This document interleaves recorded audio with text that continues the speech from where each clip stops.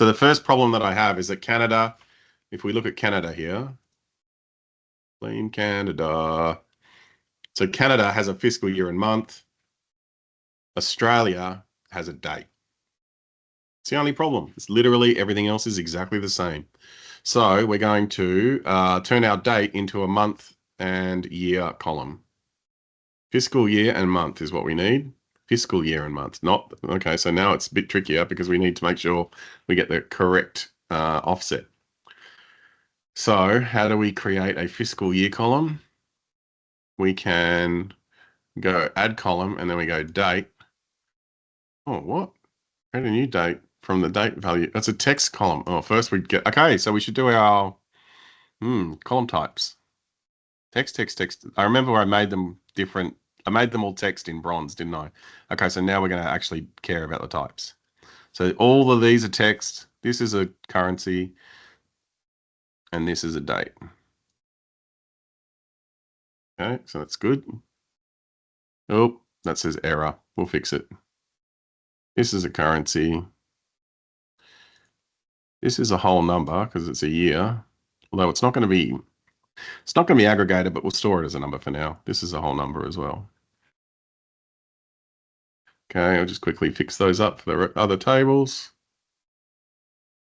France, hello France. Currency, whole number, whole number. What's everybody's view on this? I want to know your view.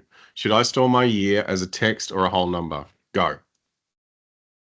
And why? And the reason why. Text means you don't have to worry about a comma being inserted between the 1,000 and the 100. Yep. Excellent point.